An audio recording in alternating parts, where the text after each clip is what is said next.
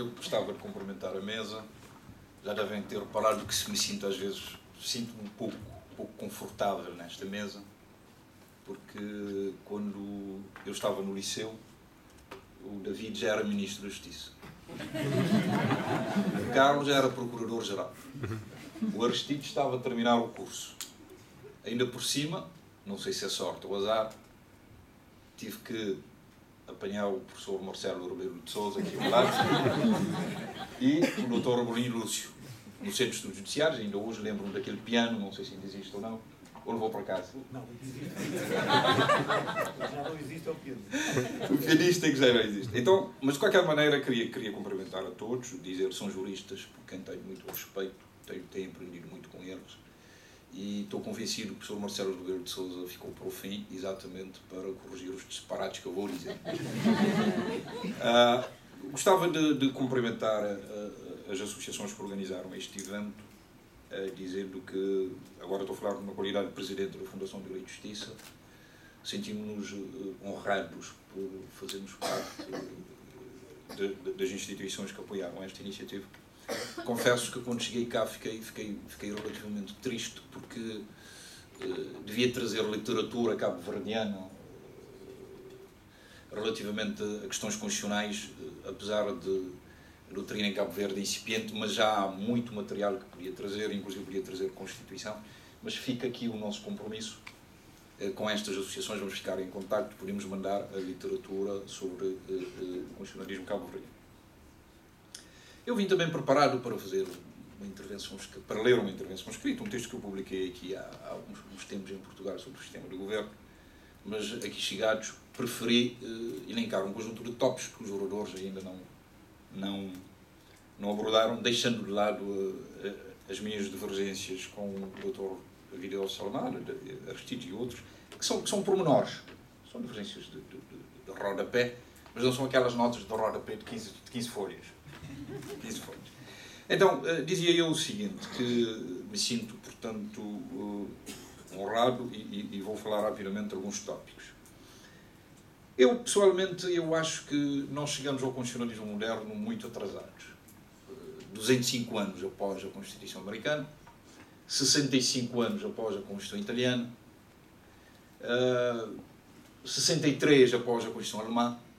Então, eu não comungo deste euforismo em Cabo Verde, dizer que somos muito avançados, estamos no top 10 disto, somos a 26ª democracia. Eu acho que somos um país atrasado em matéria de questões constitucionais. Não há que... Nacionalismo à parte, eu acho que nós somos um país atrasado em matéria de questões constitucionais. E, curiosamente, não está cá o meu amigo Júlio, quando saiu, a angústia do Procurador-Geral da República demonstra isto. Porquê? Porque fizemos uma revisão agora em 2010, a mais profunda que foi feita em Cabo Verde desde 75 no que diz respeito ao sistema de justiça. Mas vejam a angústia dele, apesar de se ter alterado profundamente o sistema, o Ministério da Justiça resiste em cumprir aquilo que está na Constituição. Pronto, mas deixemos as angústias do meu amigo de lado, as minhas já são suficientes. Chamo a vossa atenção para isto. 20 anos da Constituição de Cabo Verde, há aspectos positivos e aspectos negativos. O aspecto positivo resulta do facto de estamos aqui a conversar amenamente sobre questões constitucionais. Provavelmente era mais difícil há 5 ou há 6 anos. Eu acho que, comungo da opinião do David Offermar, suponho que hoje em dia é uma opinião generalizada em Cabo Verde, que a revisão de 2010 valeu pelo facto de ser uma revisão em que o MPD e o PSD fizeram aquilo que eu tenho chamado de reconciliação constitucional. Por incrível que pareça, desde que o MPD surgiu, o MPD e o PSD não se entenderam, nunca se entenderam em questões constitucionais, diretamente os poderes do Presidente da República. Não vou agora dissecar sobre isto. Eu estava relativamente animado, pensando, bom, é desta vez que chegamos a consenso. Para mim, a grande estupefação, há dias ouvi uma entrevista do Primeiro-Ministro de Cabo Verde a defender para Cabo Verde um sistema que ele chama de chanceler. Eu digo, que diabo? é, professor? Agora que eu estava convencido que a gente ia chegar no entendimento, afinal o sistema já não serve. Isto para vos mostrar que, na verdade, há muita dificuldade em Cabo Verde de lidarmos com questões constitucionais. E porquê que eu digo isso? Se a reconciliação ocorreu em 2010, de 2010 a hoje, a reconciliação é meramente formal. Porque, do ponto de vista material, acho que há um grande caminho a fazer. E não vale a pena esconder isto. O problema do Tribunal Constitucional. O problema do Tribunal Constitucional é um problema grave. Há setores em Cabo Verde que fazem apologia e a pedagogia do incumprimento da Constituição, designadamente do Tribunal Constitucional. Há dias, agora digo isso publicamente, o Vladimir Brito, na sua generosidade de alguém que chega a Cabo Verde, depois de uns tempos, não sabia, provavelmente não estava a par de certas discussões, e se calhar era contra o Tribunal Constitucional. E disseram aí nos jornais, bom, o Vladimir Brito é contra o Tribunal Constitucional. Eu disse, bom, tu és contra o Tribunal Constitucional como? Qual é o problema?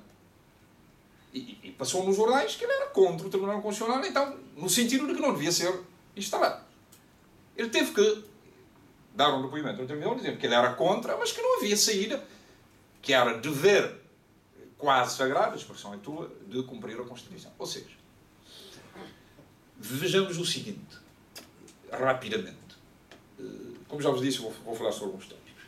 Em 92, a Constituição estabeleceu que íamos ter uma lei que regulasse o referendo.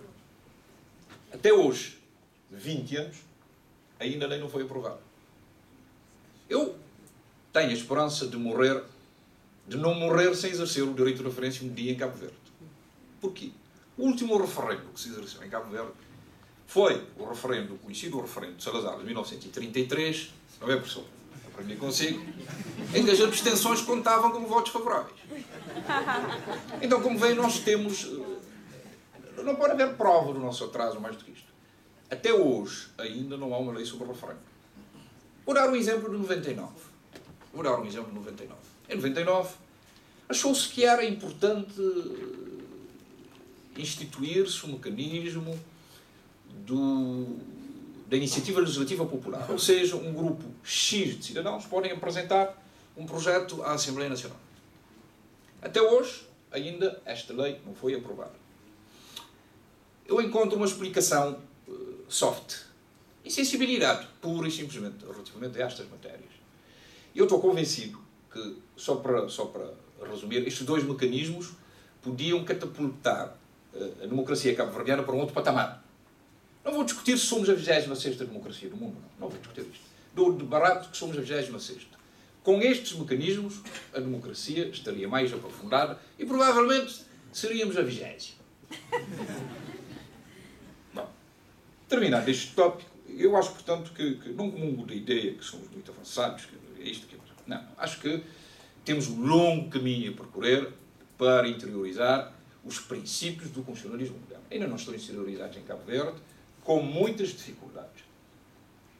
Eu gostava de, relativamente a esta matéria, quando nós falamos de sistema de governo, antes disso, o Offer fez uma resenha relativamente à história constitucional cabo-verdiana e nas negociações, quem esteve presente, eu acho, provavelmente não sabe, mas eu acho que é...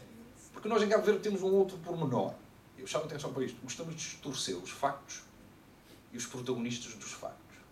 No seu caso, provavelmente não sabia, que eu só soube há um bocado, está cá na sala, por exemplo, o Alfredo Teixeira, que foi uma das pessoas que participaram nas negociações, e vale a pena também dizer quem participou nestas negociações. Eu gostaria de salientar o seguinte. Quando nós falamos de sistema de governo, devemos ser muito modestos hoje em dia e comedidos em qualificar o sistema de governo cabo-verdiano. Porquê? Eu acho que as concepções clássicas implodiram a partir dos anos da queda do Morro de Berlim. Falar de presidencialismo, semipresidencialismo e parlamentarismo hoje em dia tornou-se uma coisa extremamente difícil. Eu, pessoalmente, acho que os sistemas de governo deviam ser reconstruídos. Porquê? Porque o que eu tenho visto, ainda há dias estive em Cabo Verde com um colega meu da Faculdade de Direito do Agostinho Neto, de Luanda, e eles qualificam o sistema angolano atual como presidencialismo reforçado. E é curioso que eu digo as coisas com o máximo. É curioso que tudo aquilo, essa Constituição é contrário de tudo aquilo que eu aprendi que é o presidencialismo. Se tomarmos os exemplos dos países da Europa de Leste e vários países africanos, nós vamos chegar a uma conclusão de que há tanta originalidade nas Constituições que fogem ao padrão que nós aprendemos nos finais dos anos 70 ainda início dos anos 80. É com este plano de fundo que eu queria chamar a atenção para alguns tópicos que eu considero algumas singularidades da Constituição cabo-verdiana.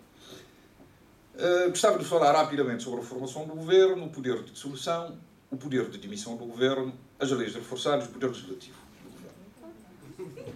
Não, são tópicos. Senhor professor, pode cortar quando chegar a minha hora de... Então, formação do governo. Eu chamo a atenção para isto. É suficiente. Suficiente.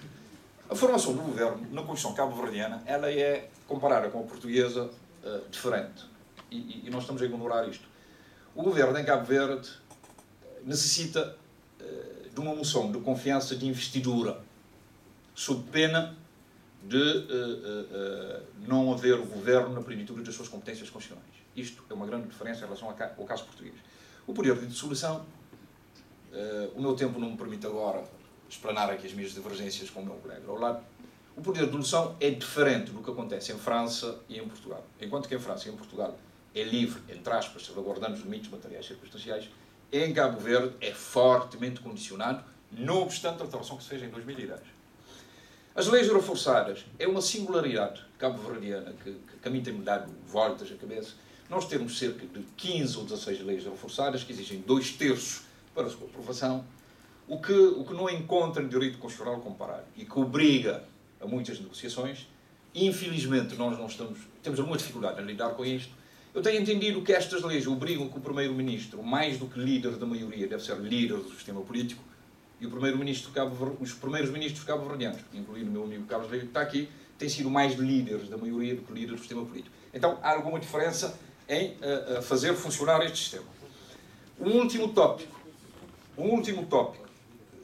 Não, na verdade, no caso cabo-verdiano, o Veiga diz que houve sempre 2/3. Houve 2/3 iniciais, mas na parte final da legislatura, esse 2/3 reduziu-se a maioria absoluta. O último tópico, até para não levar com um tabefe do professor Lebrinho. O poder legislativo, o governo tem um forte poder legislativo em Cabo Verde. Não encontra exemplo em direito comparado. Fortíssimo poder legislativo. Mesmo, basta dizer-vos que o caso português é considerado um dos mais fortes na Europa. Nós, no nosso caso, o controle dos atos legislativos do governo, designadamente os decretos-leis, não estão sujeitos a nenhum mecanismo de apreciação parlamentar em termos de ratificação. O que torna, resumindo e concluindo, o controle do poder legislativo do governo extremamente difícil pela via parlamentar. Tinha dito que era o último, mas esqueci-me do poder de demissão do governo. No caso cabo-verdiano, contrariamente ao caso português e a vários outros sistemas, o Presidente só pode demitir o governo depois de uma moção de censura da Assembleia. Resumindo agora e concluindo, agora é de vez, nós só podemos encontrar similitudes com a Constituição cabo-verdiana. Contrariamente a muitos colegas meus que procuram as similitudes destas singularidades na Constituição portuguesa ou na Constituição francesa, nas constituições típicas da terceira vaga das democracias modernas, ou seja, se nós estudarmos o direito comparado dos países da Europa do Leste, vamos encontrar algumas similitudes relativamente à Constituição cabo-verdiana.